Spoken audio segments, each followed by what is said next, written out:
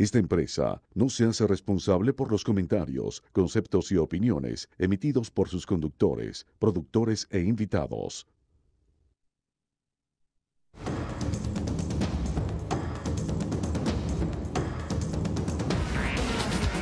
Patricia Poleo en Agárrate, opinión estremecedora.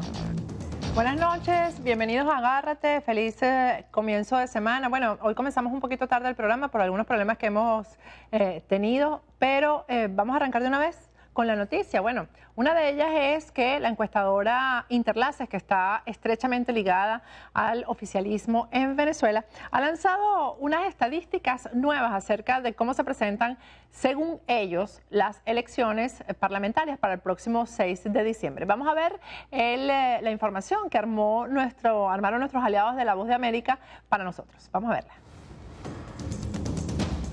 Según el más reciente estudio realizado por la encuestadora local Interlaces, los venezolanos que se definen independientes, los cuales no se identifican con ninguno de los partidos políticos, aumentaron de un 39% en mayo a un 41% en julio. En tal sentido, el analista política Lizaris Marrero, en conversación con La Voz de América, asegura que los llamados niní son los que verdaderamente definirán el rumbo político del país. Los niní sufren los mismos embates y son ellos los que tienen la decisión de ver cuál va a ser el rumbo y el camino que va a tomar Venezuela. De acuerdo con el estudio basado en 1.200 entrevistas, hasta un 80% de los venezolanos asegura que definitivamente irá a votar, percepción que, de acuerdo al dirigente político opositor Yamil Tobar, evidencia la importancia de esas elecciones legislativas. Sin embargo, criticó la cifra arrojada por la encuesta, en la cual evidencia mayor apoyo al gobierno de Nicolás Maduro. Imposible que el gobierno haya aumentado su popularidad cuando todos los mecanismos de opinión, inclusive la calle, los propios militantes del PSV, han expresado el descontento que tienen. A este respecto, el jefe de campaña del partido de gobierno, Jorge Rodríguez, destacó que el oficialismo no teme que la abstención le impida ganar contundentemente en el venidero proceso electoral legislativo. Y si llega a haber abstención, no provendrán de las fuerzas de la Revolución Venezolana. No provendrán de las fuerzas del chavismo. Álvaro Algarra, Voz de América, Caracas. Obviamente el chavismo no se abstendrá el próximo 6 de diciembre porque lo que viene es un voto castigo. Y el voto castigo viene precisamente de las bases del partido de gobierno, que es la que está más molesta.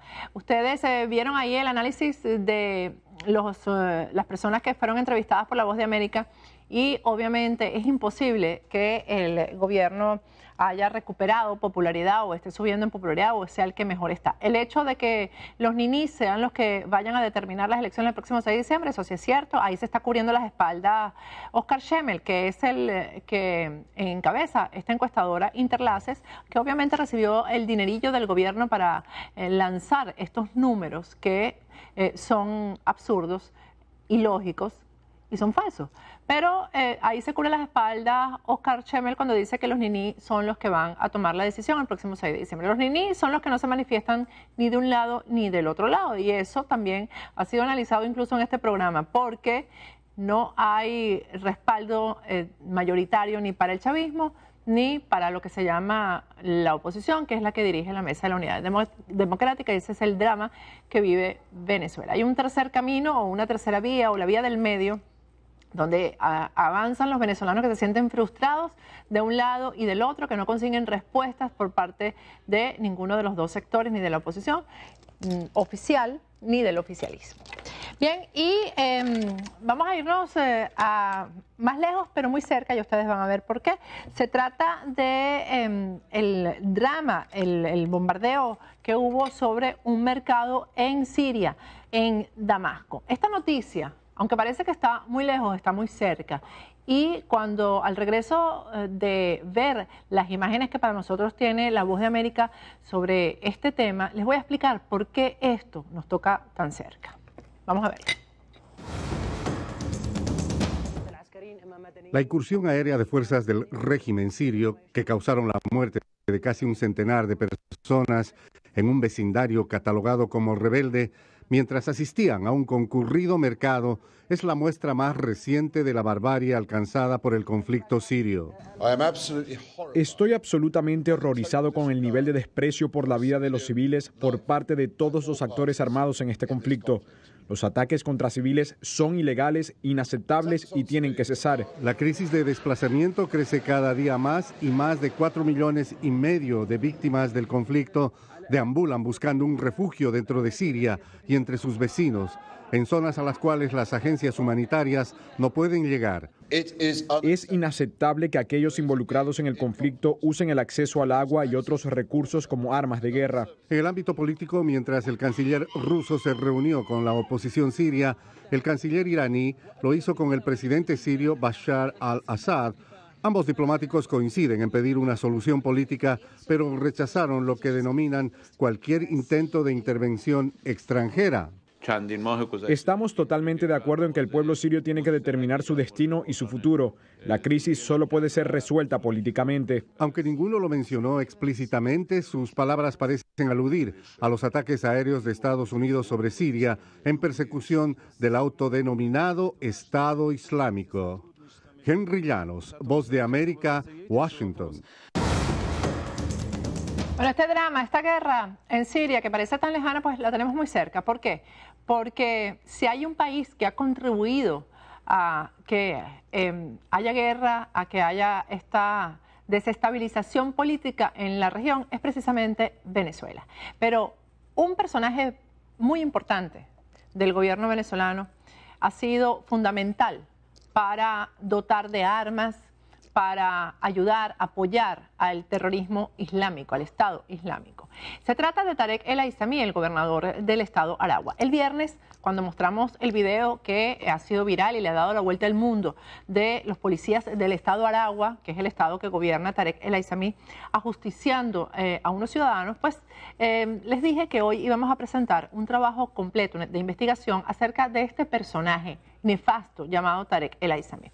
No lo vamos a presentar el día de hoy porque ha sido un trabajo de investigación bien denso, bien profundo, y vamos a llevarles la primera parte mañana en el programa, en Agárrate. No se lo pierdan porque ahí ustedes van a conocer las verdaderas el verdadero origen de Tarek El Aissami, el apoyo que le ha dado a Siria, específicamente a Bashar el-Assad, y lo fundamental que ha sido este criminal, porque no se le puede llamar de otra manera, para que Venezuela se convierta en un estado narcoterrorista.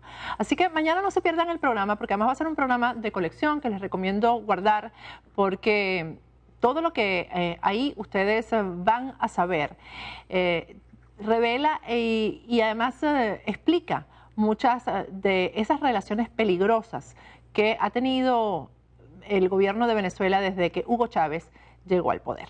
Al regreso vamos a tocar un tema que es local en Venezuela, que es el del Partido Social Cristiano COPEI. Pero es sumamente importante porque hay una coyuntura que se ha presentado en el partido, que ha sido uno de los dos grandes partidos históricos en Venezuela, junto con Acción Democrática, y que mantiene en vilo las candidaturas, algunas de las candidaturas de la oposición a las próximas elecciones del 6 de diciembre. Vamos a entrevistar a un dirigente de COPEI, un ex dirigente nacional de COPEI que está en el exilio ahora, Abdel Naime, está en México, para que nos explique un poco qué es lo que está pasando, porque la situación ha sido un poco extraña, dado que ha sido el Tribunal Supremo de Justicia, que sabemos que en Venezuela responde a los intereses del Estado, el que ha tomado la decisión acerca de quiénes son las autoridades que deben regir el Partido Social Cristiano COPEI. Al regreso vamos a conversar vía Skype desde México con Abdel Naime.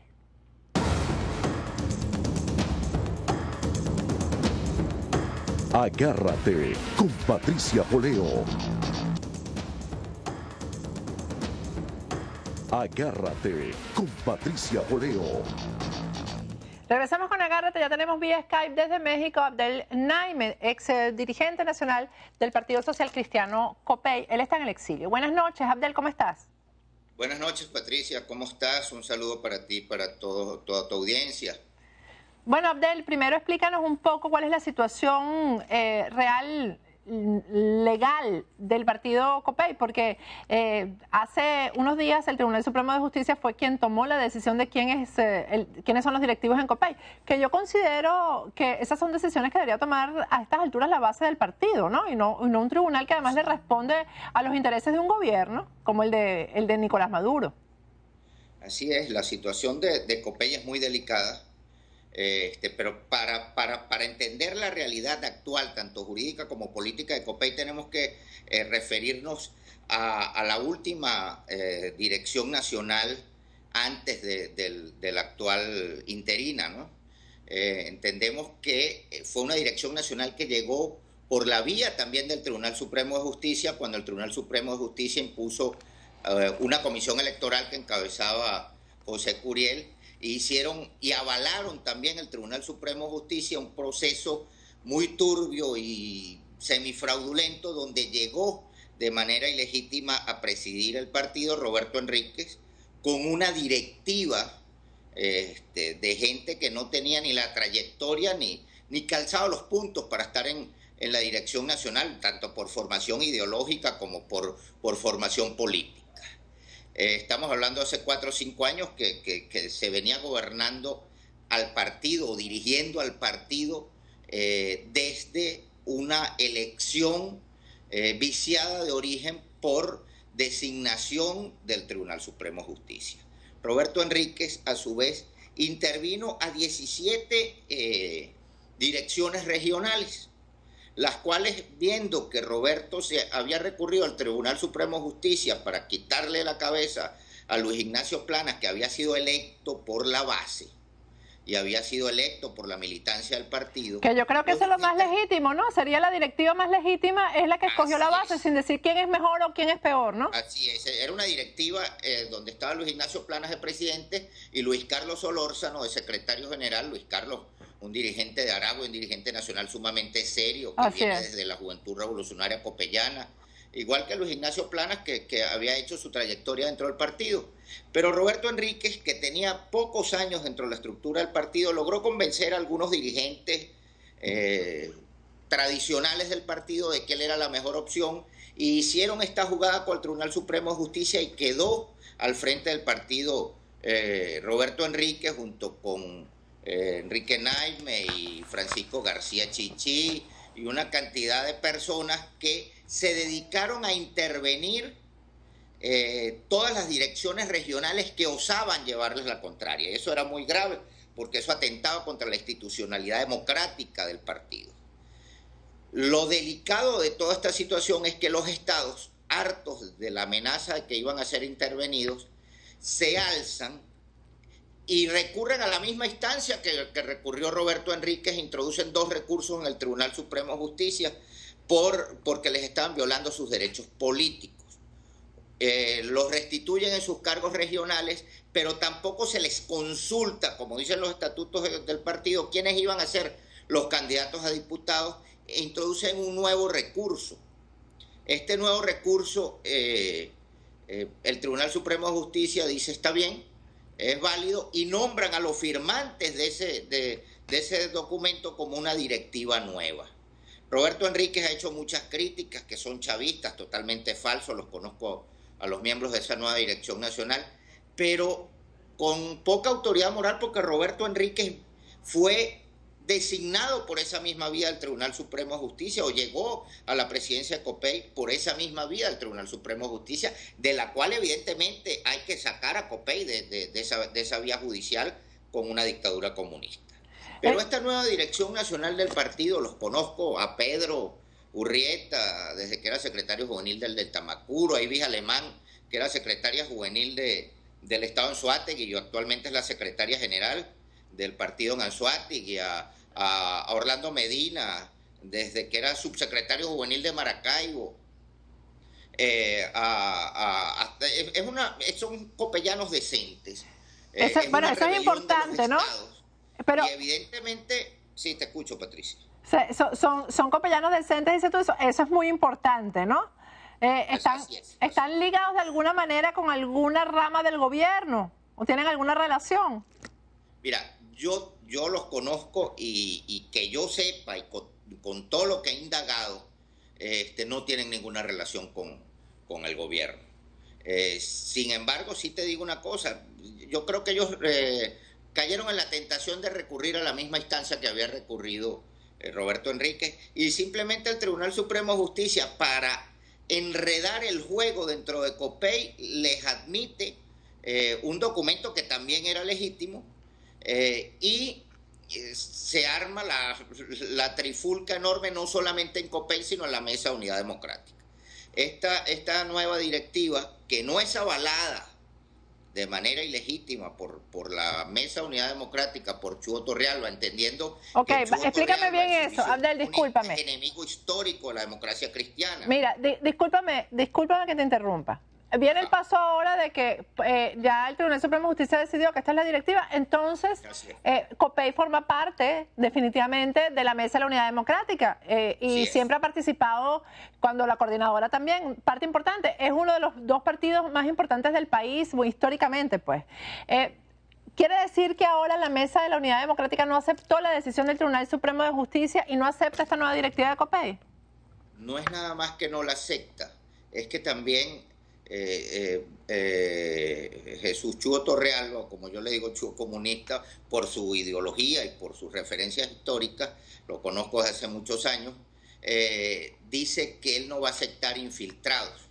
Bueno, pero ha aceptado a una cantidad de señores que tenemos todo el conocimiento de que tienen conversaciones con el gobierno y que no se han terminado de ir del gobierno, como el gobernador de Lara, el gobernador de Lara, Henry Falcón, y como Ismael García, como las mismas negociaciones que han hecho Acción Democrática y Primero Justicia. Sí, pero el hecho es que esto ha sido... Solo hay 3 partidos. Pero esto ha sido una decisión, Abdel, esto ha sido... Primero Justicia y Acción Democrática. Pero esto ha sido una decisión de... Abdel, discúlpame, esto ha sido una decisión de Chuo Torrealba específicamente no aceptar a la nueva directiva de COPEI y a COPEI en sí, pues. De Chuo Torrealba, pero apoyada por Primero Justicia, Acción Democrática y Un Nuevo Tiempo, que casualmente fueron los que se repartieron las 27 candidaturas que tenía COPEI a nivel nacional, y se las repartieron entre esos 3 partidos. O sea que para las elecciones del 6 de diciembre no va ningún candidato de COPEI para el Congreso, para la Asamblea Nacional. Mira, la nueva directiva de COPEI le presentó el día viernes a la MUD la maqueta de los 27 puestos que tiene COPEI, no solamente designados por ellos, sino avalados por todos los secretarios generales y presidentes de COPEI de todos los estados. Una decisión legítima y soberana del Consejo Federal de COPEI.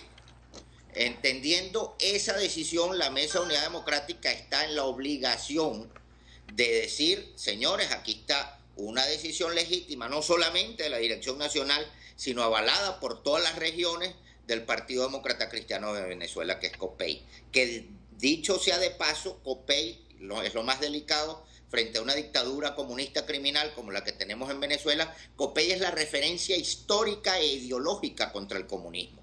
Y es muy delicado, muy grave que COPEI sea sacado de la cúpula opositora entre comillas, dadas las enormes complicidades que vemos a diario se presentan de parte de esa cúpula de la MUD con el régimen comunista. Bueno, es bueno que aclares eso porque es la referencia histórica contra el comunismo, para que nuestra audiencia que no es venezolana lo entienda, y algunos venezolanos que tampoco conocen toda la historia.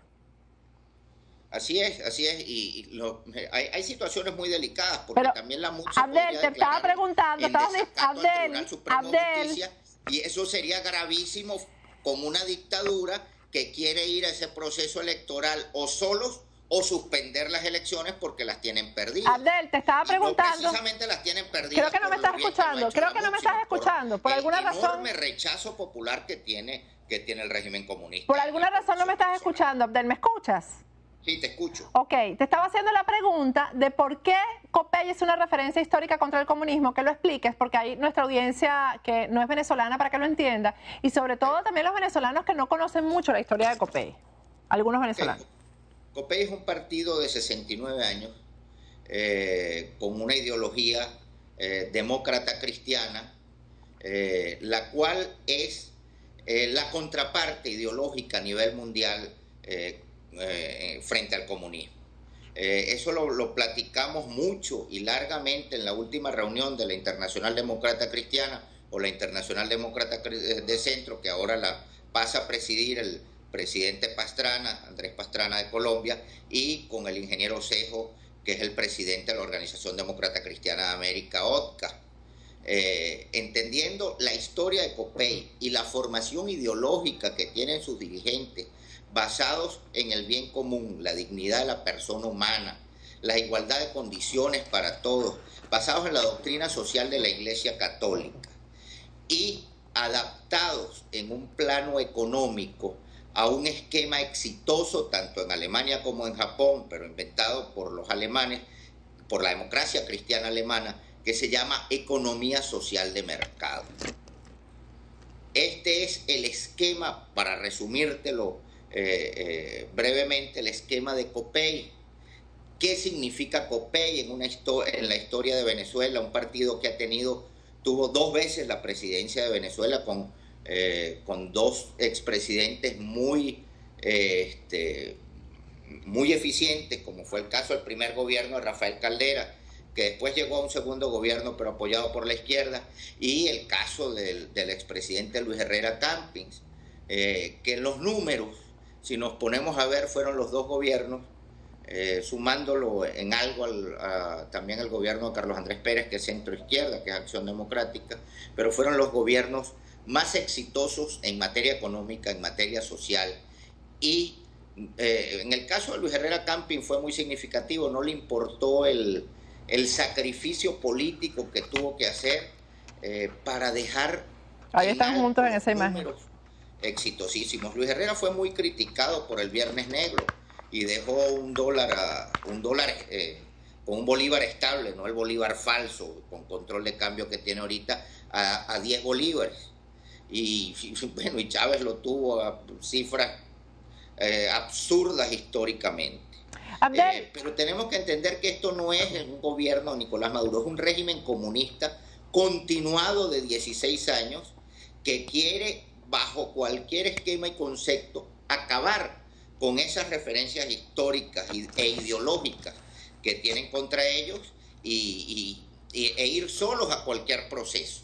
Por eso la importancia, tanto política como ideológica, de COPEI en los procesos no solamente electorales, sino en los procesos de la posible transición que venga. Retomando entonces el tema inicial, quiere decir que estamos esperando una respuesta, ¿verdad?, de la Mesa de la Unidad Democrática sobre la maqueta de candidatos que ha presentado la nueva directiva de COPEI, avalada por todos los secretarios generales, es decir, avalada por todos los dirigentes de COPEI en cada uno de los estados. Así es, la maqueta ya la recibió la Mesa de Unidad Democrática. Vamos a esperar a ver qué es lo que hace la Mesa de la Unidad Democrática con esto, porque estamos hablando de votos importantes para la oposición para el próximo 6 de diciembre, que no se vayan a desviar, porque entonces que COPEI no vaya a inscribir a estos candidatos que tienen su maqueta por otro lado y se vayan a desviar esos votos para otra parte. Exactamente, esa es la gran verdad y el gran drama que está viviendo no solamente COPEI, la democracia cristiana, que está viviendo Venezuela, con una cantidad de mezquindades que privan por encima del interés nacional, y tenemos que entender que ahorita la gente está pensando en cómo buscar comida y algunos dirigentes están solo pensando en cómo mantenerse en un curul que en realidad no cambia el régimen, del que sí se puede sacar mucho provecho, pero no es una punta de lanza para salir de este régimen comunista criminal. Sin embargo, tenemos que ir a todos los procesos electorales que vengan, pero no abandonarle el resto de las vías de la resistencia o de la calle o de la protesta legítima como herramienta para presionar al régimen y ver qué salida alternativa podemos plantear de manera inmediata o lo más pronto posible. Muchísimas gracias, Abdel. Gracias por habernos atendido. Vamos a estar pendientes de la respuesta de la Mesa de la Unidad, que es tan importante no solo para COPEI, para el país, porque son votos que son necesarios para llegar con candidatos opositores a la Asamblea Nacional. Gracias, Abdel Naime. Al regreso, vamos a hablar del nuevo show, el nuevo show que tiene montado el gobierno venezolano, con el tema de estos criminales que asesinaron, violaron, asesinaron y descuartizaron a una dama venezolana y que el gobierno intenta relacionarlos con la oposición, con la dirigencia de la oposición. Ya el ministro del Interior y Justicia dio una rueda de prensa, por cierto, hay que buscar alguna forma de que este señor aprenda a hablar y pueda articular una frase con otra, porque realmente él simplemente no puede emitir más de 2 palabras que tengan relación una con otra. Casi no se le entiende, pero entre las cosas que dijo, acusó a periodistas en el exilio, no me doy por enterada ni por aludida, y específicamente al general Antonio Rivero, que se encuentra aquí en el exilio hace un año de haber sido quien entrenara a estos criminales. Al regreso vamos a conversar con Antonio Rivero, que ya está aquí en nuestros estudios. Ya regresamos.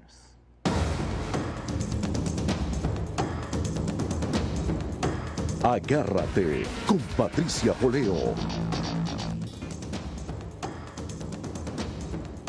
Agárrate con Patricia Poleo. Regresamos con Agárrate. Ya tenemos aquí en el estudio del general Antonio Rivero, pero vamos a ver primero las declaraciones del ministro del Poder Popular para las Relaciones Interiores de Venezuela, Gustavo González López, mayor general. Vamos a verlas. Una unidad de fuerzas especiales de la Armada entró con una fachada, una cédula falsa, nombre falso, se desertó y está implicado en la pérdida de unos proyectiles. Cuando se hizo militar, hay una indicación que recibió de Antonio Rivero González para comenzar su formación y seguir explorando y avanzando en una unidad de fuerzas especiales que queda en Puerto Cabello de la Infantería Marina. Bueno, él dijo otras cosas. Pensé que era más largo el video. Gracias por estar aquí, general. Bienvenido al programa. Bueno, hay una acusación directa. Él también nombra, les decía, a periodistas. Dice que hay banqueros implicados. Bueno, las acusaciones de siempre. Pero está esta específica que habría sido usted, general, el que entrenó a estos asesinos. Vamos a tratar de recordar un poco el crimen, porque fue un crimen, yo diría que de los más atroces que hemos conocido en los últimos tiempos, ¿no? Porque se trata no solamente de la violación de una mujer, sino que después de asesinarla la desmembraron y las imágenes incluso que nos han llegado del cadáver han sido horribles. Esto ha sido espantoso. Él dijo en las declaraciones, primero, ¿usted conoce a la persona que él menciona ahí? Sí, fue mi último jefe militar, Patricia. Puedo hablar con toda, digamos, seguridad de quién es la persona. ¿De quién es el ministro? ¿Quién es el ministro? El ministro. Vamos a hablar la persona no, la persona no. Por eso, vamos a hablar primero del ministro, porque yo digo, qué difícil un jefe militar, porque usted es un hombre, hay que decirlo, el general Rivero ha sido un hombre. Hoy lo estaba comentando con un joven venezolano que me decía, el general Rivero fue muy bueno en lo que hizo, y es verdad. Usted siempre fue un hombre en su carrera muy destacado. Este señor casi no sabe hablar. Prácticamente no sabe articular una frase con otra. Incoherencia. Es incoherente. En esta misma narrativa, en la narrativa anterior. Exactamente. ¿Por qué fue su jefe? ¿Por qué este señor fue su jefe militar? Mira, tú sabes que él viene inicialmente de Diosdado Cabello. Y aquí la cabeza... pieza de Diosdado? Sí. Okay.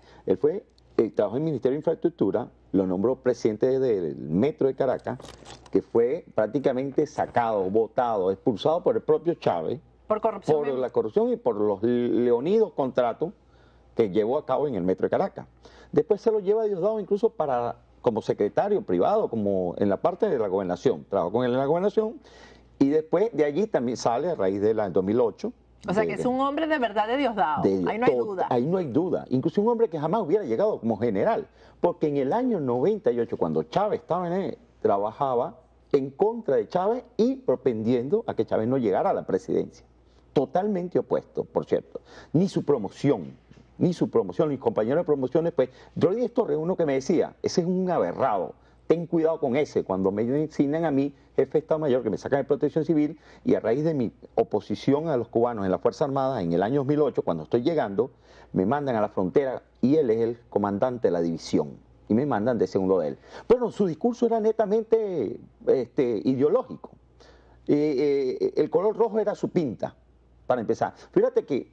¿Pero ideológico de verdad, con fondo, o este cuento del color precisamente, y la boina y la cosa? Fíjate que el color amarillo es el color de la infantería mundialmente. Sí. Y en selva se utiliza un cordón que le llaman el cordón de vida, de 5 metros, y se entorcha para como una decoración en el uniforme para las desfiles paradas.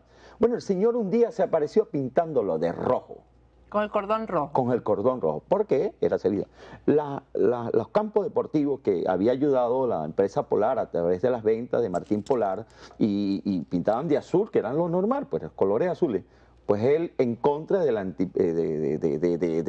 CIDE Escuálido, que era la empresa Polar, lo pues, pintó de rojo. Lo pintó de rojo de igual manera. Un araguaney que me permití sembrar en la entrada del comando del araguaney de rojo? No, lo quitó y puso una valla. Una mata roja. Una valla de Chávez. Pero y el araguaney, para que sepan, es nuestro árbol nacional. Sí. Es un árbol amarillo bellísimo para quienes no lo conozcan. Sí. Bueno, entonces mira, su discurso era, cuando nos llevamos todos los lunes a reuniones de Estado Mayor, donde venían todos los comandantes de unidades, lo primero que preguntaba era si se habían leído las líneas de Chávez. Si no se habían leído las líneas de Chávez, para él no había reunión. Y comenzaba a preguntar, quien no se leyera la línea de Chávez era una reprimenda, era una afectación sobre la persona, etcétera, etcétera. Y no hacía ninguna reunión. Un hombre que nunca llegó a hacer un ejercicio de educación física con todo el personal. Y fue el que, claro, yo nunca le dije patria, socialismo, muerte. Y derivado de ella inscribió aquella famoso concepto que ya he dicho. Excelente general, pero no es un buen revolucionario. No responde al saludo patria, socialismo, muerte. De ahí va al segundo. Eso lo escribió él, en su hoja de vida, en la hoja de vida suya. Sí, en una solicitud que me dé. Es allí donde dice que le dice a Chávez que yo era un flojo y que me la pasaba en Caracas. Totalmente falso. Claro, yo fui ganando el ascendiente militar porque yo me ocupaba de mi discurso militar con mucha modestia, y lo saben los militares, institucional. Y porque no gritaba patria, socialismo, muerte. Bueno, así solicita mi cambio de la unidad, que me mandan a la casa. Es ahí donde yo comienzo mi fragua de expediente contra los cubanos, y decido irme de baja porque iba a estar en mi casa sin trabajar, cobrando, y segundo, porque como ya venía el ascenso de igual manera, yo no voy a esperar que irme de baja después que no me asciendan.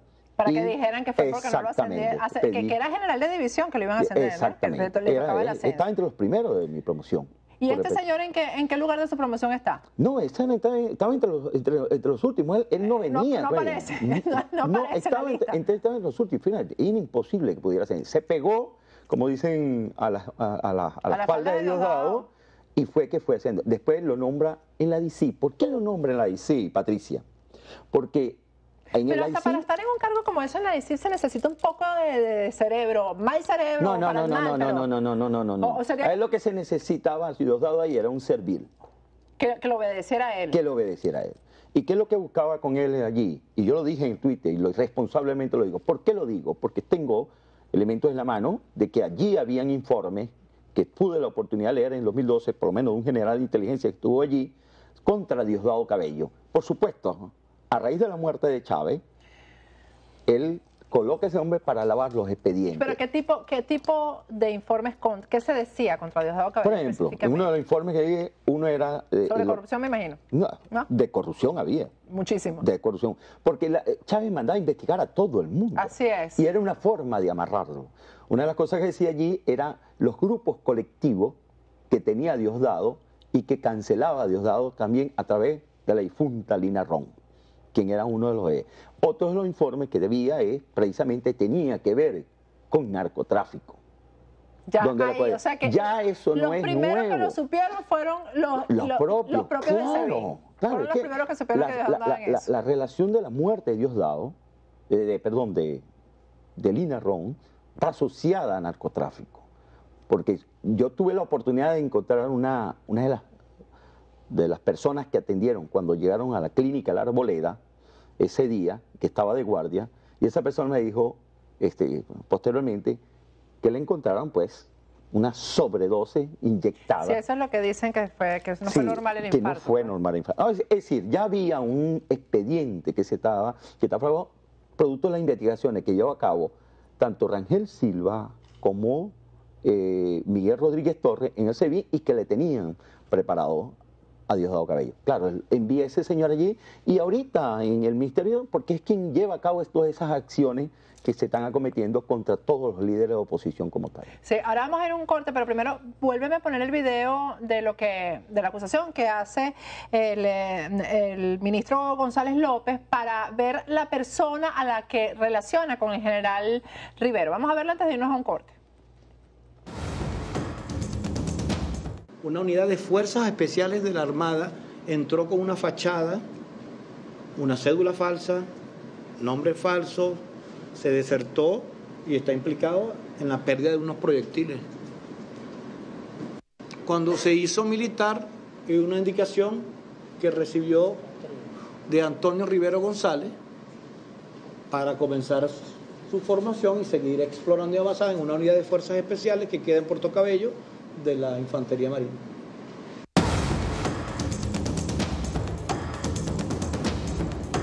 Ay. Bueno, al regreso me va a responder si usted conoce a este infiltrado en la Fuerza Armada, pero a los demás también, porque los demás sí estuvieron en Voluntad Popular. El otro joven estuvo en Voluntad Popular y ya se sabía que era un infiltrado, porque ya había sido denunciado como infiltrado. Al regreso seguimos con el general Antonio Rivero. Ya volvemos.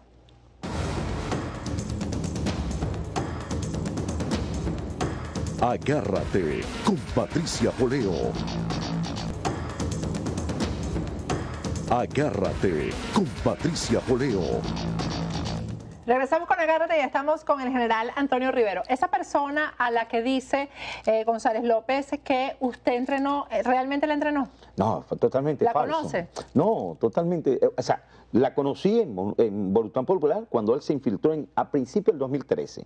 Lo vi con recelo, inclusive resalté en esos momentos, pues yo andaba entre la clandestinidad y la actividad de Voluntad Popular. Estamos hablando de hace 2 años ya. Sí, principios, 2 años y medio, 2013, que comenzó la persecución sobre mí a raíz de toda la exposición que hice de la presencia cubana en Venezuela, con pruebas, con números, con planillas de costo, de lo que le costaba propiamente a la nación mantener más de 100.000 cubanos en Venezuela.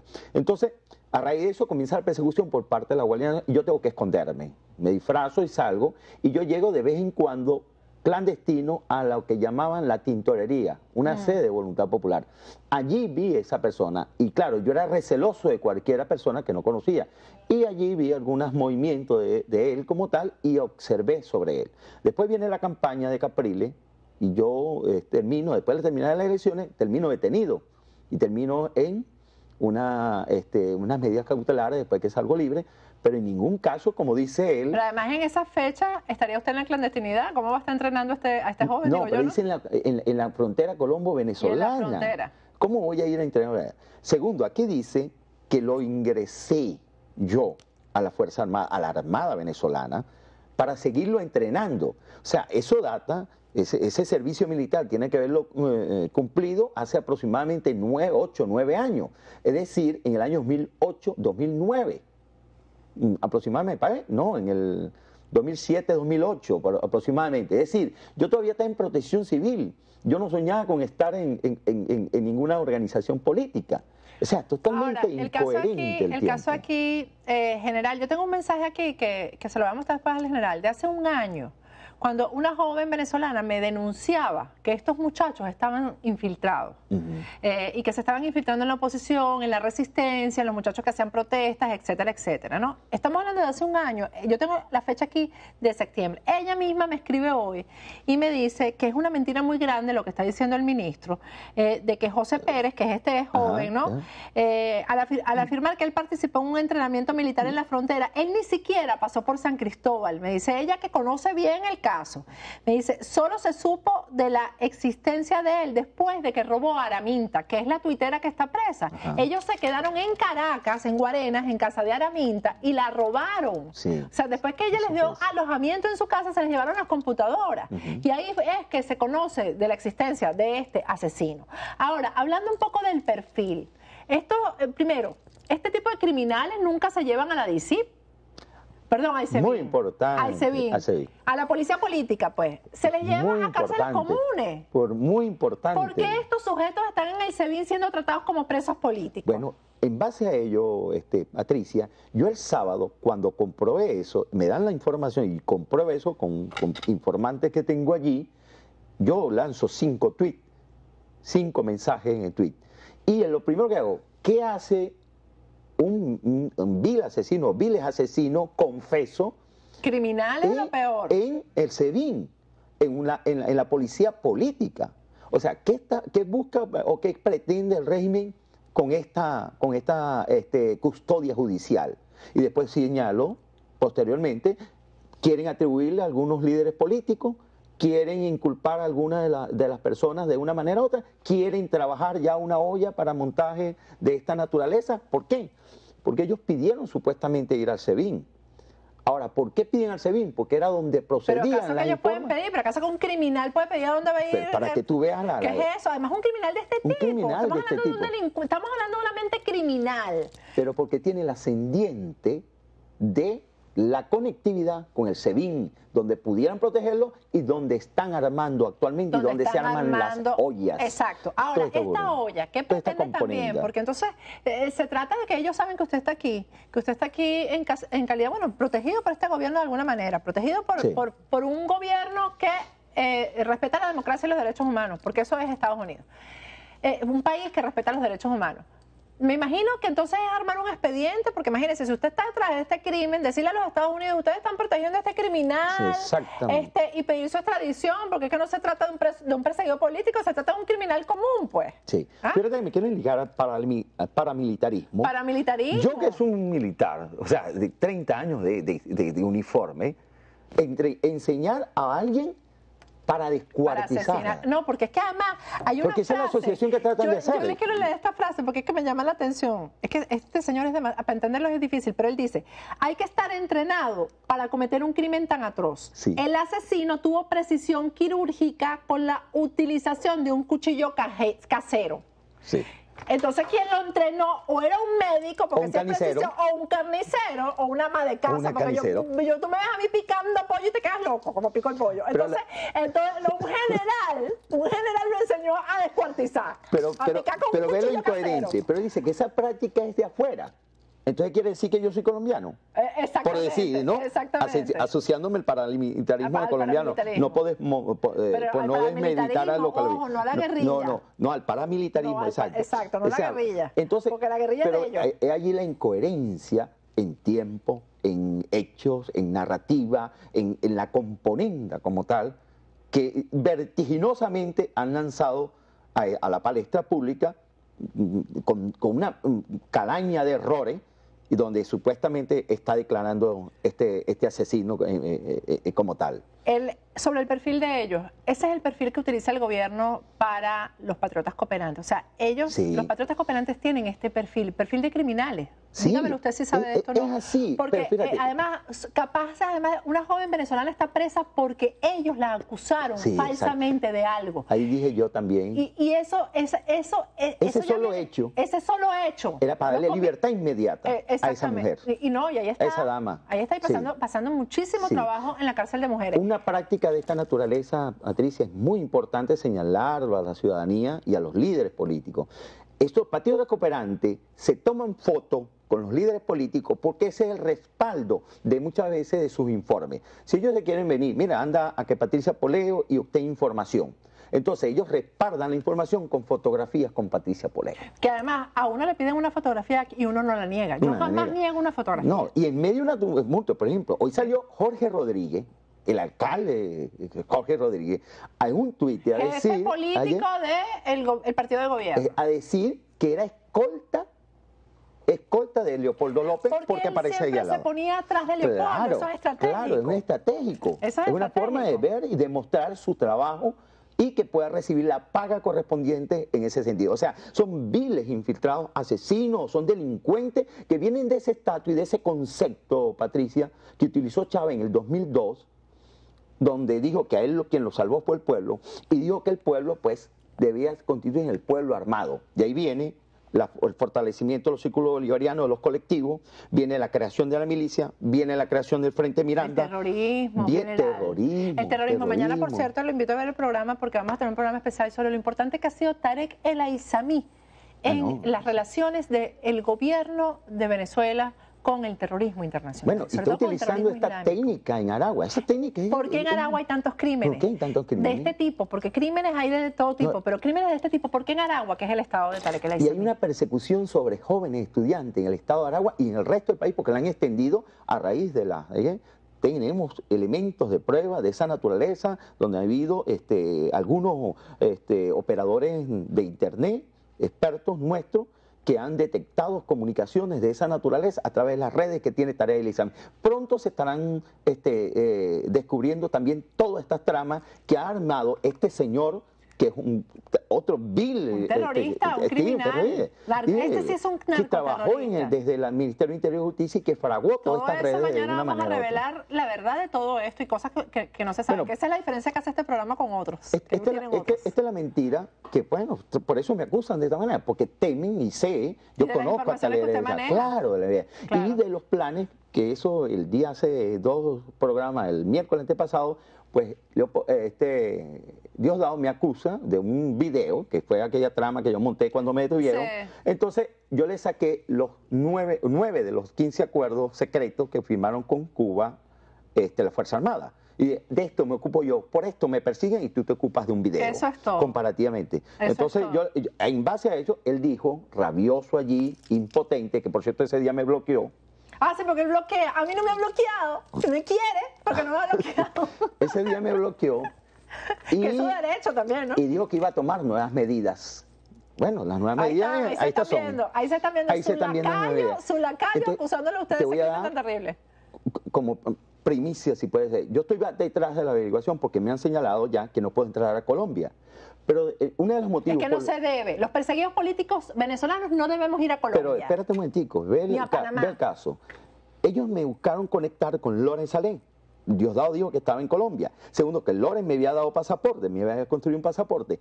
Pero Maduro empezó a señalar en noviembre, diciembre, por allá, había una investigación de un posible atentado contra Juan Manuel Santos, el presidente Santos. Aquí yo quiero alertar a la comunidad internacional, porque esto se está fraguando en contra de mi persona para lo que tú dijiste inicialmente, buscar la manera de ser deportado a los Estados Unidos, a quienes les agradezco al gobierno de Estados Unidos la protección en base a mi trámite ante las Naciones Unidas, el carácter de falsedad que tiene todas estas denuncias y lo que pueda sobrevenir en contra de mi persona producto de todo esto. Pero es que además el que monta la olla está en la lista de los violadores de derechos humanos de los Estados Unidos. Exactamente. O sea, la lista de Estados Unidos de los que han violado los derechos humanos en Venezuela, el denunciante, el tipo que nunca me aprendo el nombre, tan horrible que habla él, González López, está en esa lista. Así que... Y obedeciendo, haciendo creer a un asesino de tal calaña que han capturado y confeso de tal naturaleza. Muchísimas gracias, general. Gracias Se hizo corto el programa. Me despido hasta mañana. No se pierdan el programa sobre Tarek El Aissami mañana, porque eso va a ser lo mito. Hasta mañana.